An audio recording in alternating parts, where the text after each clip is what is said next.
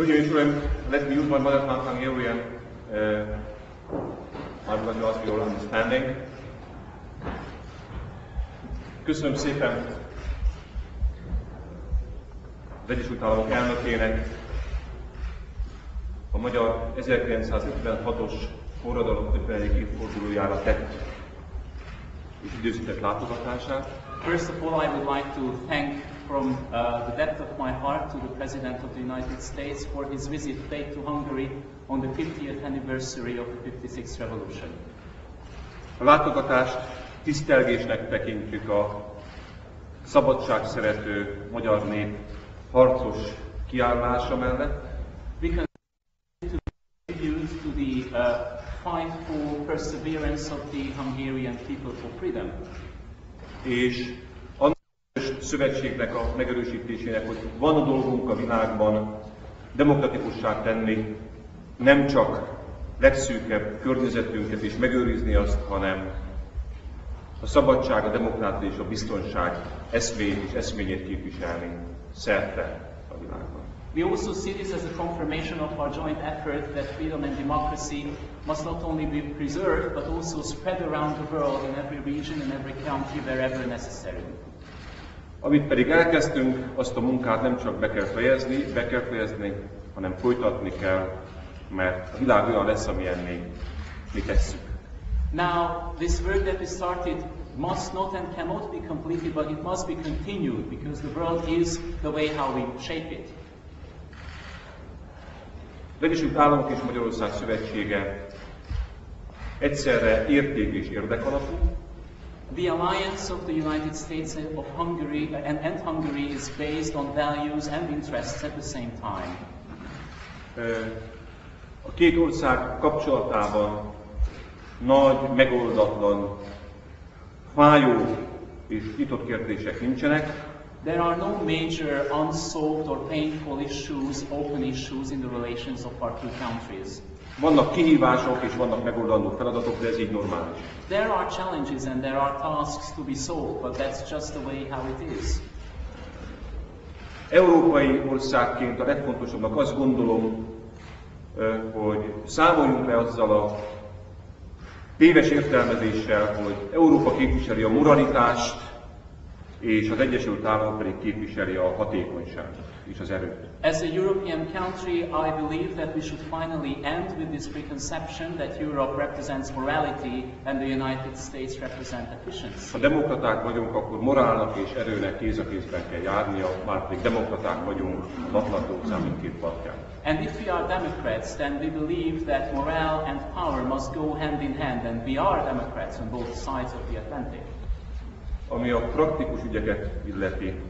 Now, in terms of practical matters, természetesen nem tudunk úgy egymással beszélni, hogy ne beszéljünk vízumügyekről.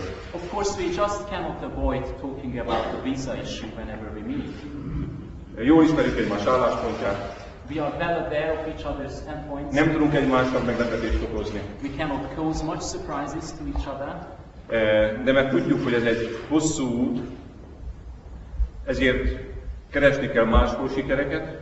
But because we know that this is a long road, this is a long path that we must slow down, so we must look for other areas where we can be more successful.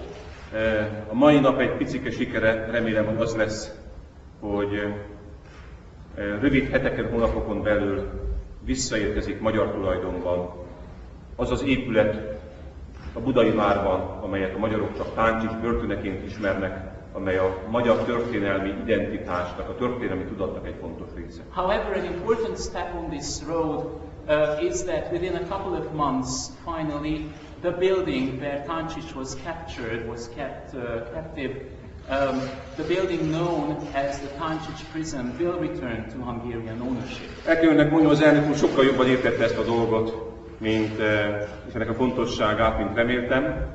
Let me tell you quite frankly that the President showed much more understanding for the importance and the meaning of this issue. Én csak magunk között szólva megígérte, nyugodtan mondhatom.